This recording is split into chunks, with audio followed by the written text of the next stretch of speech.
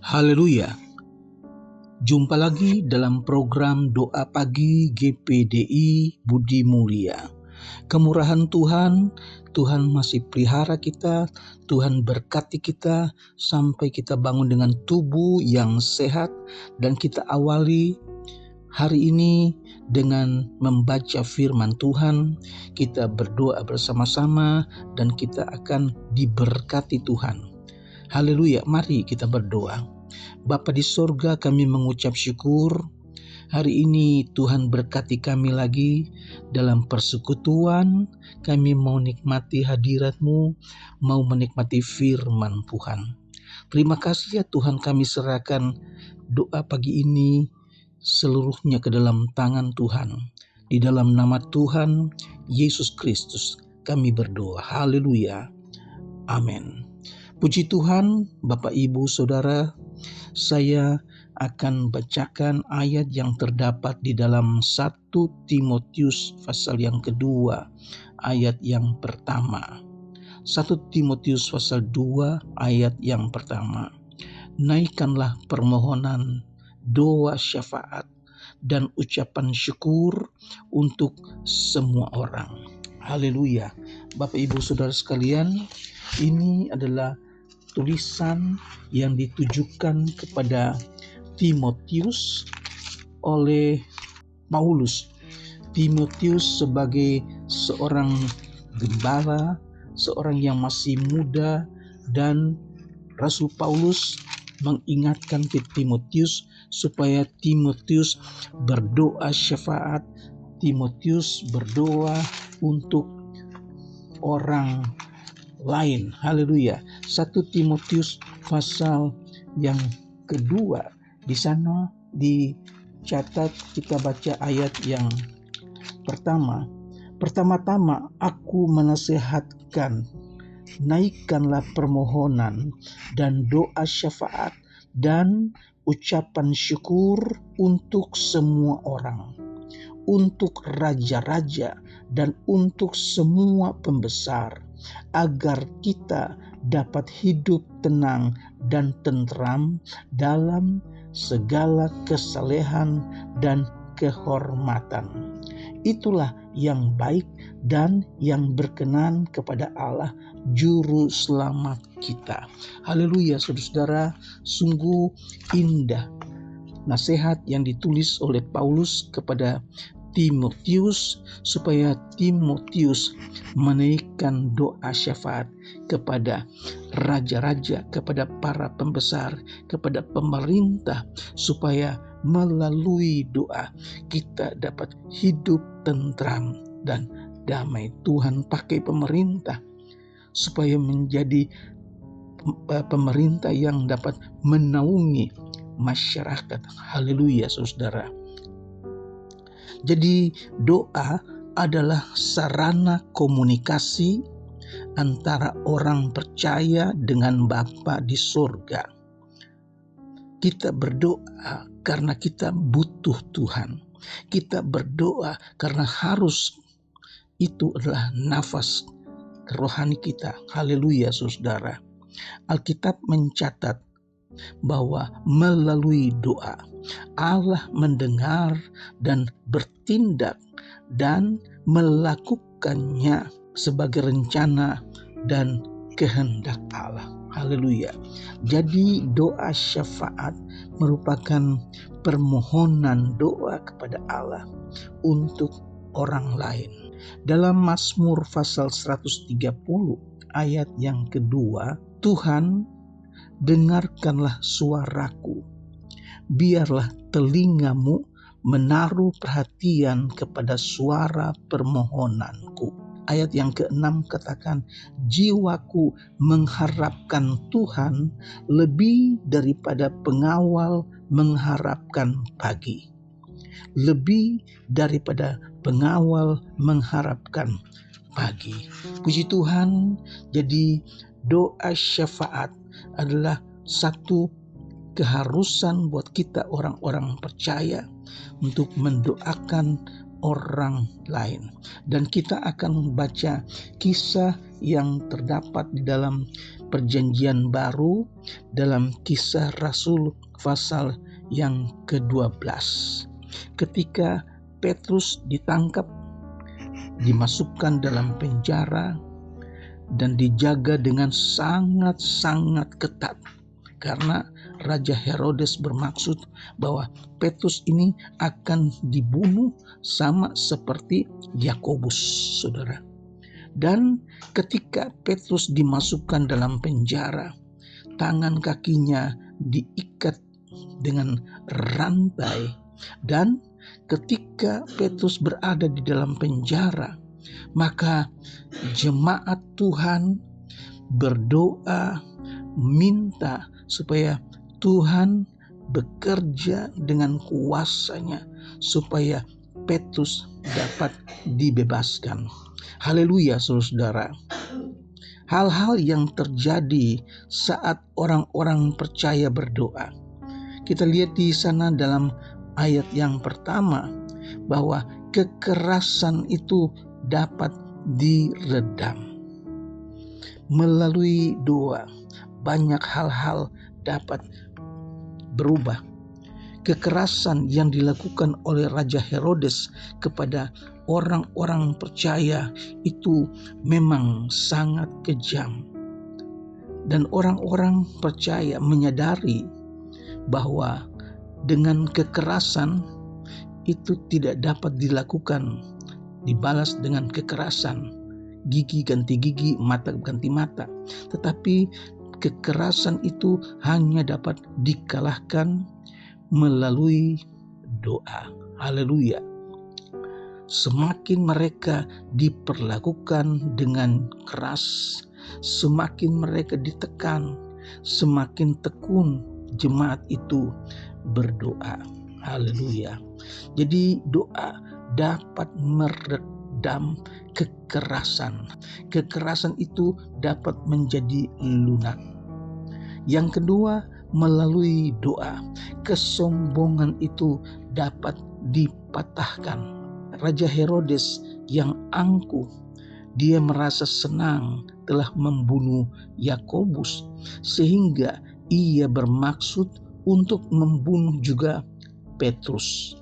Karena itu Petrus ditangkap dan dipenjarakan. Herodes pikir dengan kekuasaannya ia dapat membinasakan umat Allah. Dengan kekuasaannya dia dapat membinasakan orang-orang yang dianggap berbahaya, saudara-saudara.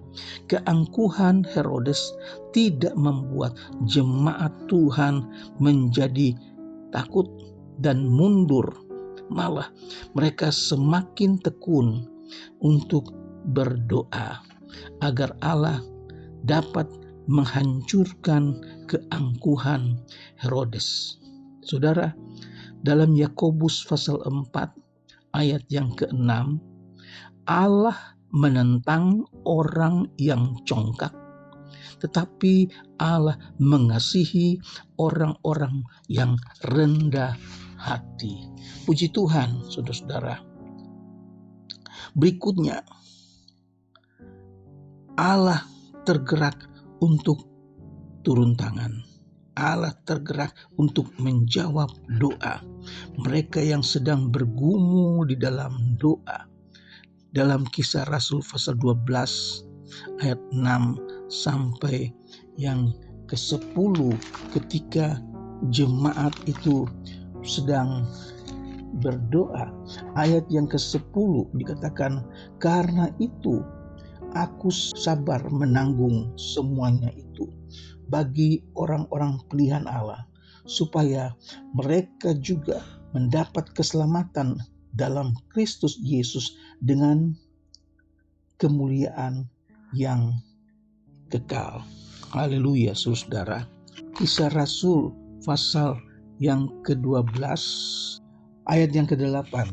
Lalu kata malaikat itu kepadanya, ikatlah pinggangmu dan kenakanlah sepatumu. Ia pun berbuat demikian. Lalu malaikat itu berkata kepadanya, "Kenakanlah jubahmu dan ikutlah aku." Lalu Petrus, mengikuti malaikat itu keluar, dan ia tidak tahu bahwa apa yang dilakukan malaikat itu sungguh-sungguh terjadi. Sangkanya ia melihat suatu penglihatan. Setelah mereka melalui tempat kawal pertama dan tempat kawal kedua, sampailah mereka ke pintu gerbang besi yang menuju ke kota. Pintu itu terbuka dengan sendirinya bagi mereka. Sesudah tiba di luar, mereka berjalan sampai ke ujung jalan, dan tiba-tiba malaikat itu meninggalkan dia. Dan setelah sadar akan dirinya, Petrus berkata, "Sekarang tahulah aku benar-benar bahwa Tuhan telah menyuruh malaikatnya menyelamatkan aku dari tangan Herodes dan dari tangan segala sesuatu yang diharapkan orang Yahudi." Puji Tuhan, saudara-saudara, dengan cara yang sangat ajaib, Petrus dibebaskan oleh malaikat Tuhan. Haleluya. Allah campur tangan, dan Allah mempermalukan orang-orang yang sombong, orang-orang yang angkuh. Herodes perintahkan agar Petrus itu dijaga dengan ketat secara maksimum, tetapi tidak dapat menahan kuasa Allah melalui malaikat Tuhan. Dia ingin menghabisi Petrus pada hari Paskah, tetapi ternyata malam itu juga Petrus bisa bebas dari penjara. Petrus pun pergi ke rumah Maria, di mana jemaatnya itu sedang berdoa.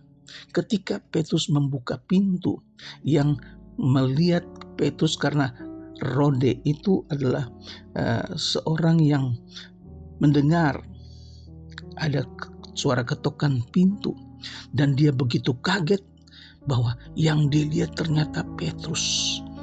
Karena dia tahu Petrus itu sedang dipenjarakan, dan tidak mungkin Petrus bisa keluar tengah-tengah malam itu. Dia beritahu kepada mereka yang berdoa. Mereka tidak percaya, mereka pikir kamu lagi ngigo, kamu lagi mimpi, saudara. Tetapi ternyata Allah Maha Kuasa. Orang-orang percaya berdoa dengan sungguh-sungguh, dan Allah mempermalukan musuhnya yang angkuh, Herodes, saudara. Berikutnya, kemenangan Allah berikan kepada orang-orang yang berdoa, dan Allah membinasakan orang-orang yang menjadi musuh Allah. Saudara, dalam akhir dari Kisah pasal 12 ayat 23, "Dan seketika itu juga Herodes itu ditampar malaikat Tuhan karena ia tidak menghormati Allah. Ia mati dan dimakan cacing-cacing." Saudaraku, semua dapat jadi karena kuasa Allah. Dan melalui firman Tuhan yang singkat ini, kita belajar supaya kita berdoa syafaat, berdoa untuk orang lain, untuk raja, untuk pemerintah, supaya kita dapat hidup tenang. Puji Tuhan, Tuhan kiranya memberkati kita sekalian, dan melalui firman Tuhan pagi hari ini kita mulai praktekkan kehidupan doa kita. Mari kita berdoa.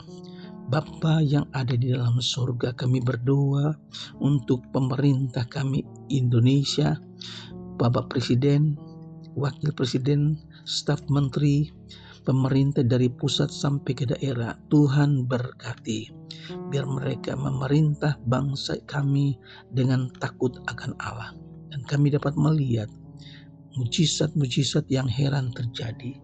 Terima kasih. Kami berdoa juga untuk jemaat Tuhan yang sedang sakit, mereka yang dirawat di rumah sakit, mereka yang terbaring lemah di rumah. Tuhan, Mari lawat mereka, sembuhkan mereka dalam nama Yesus.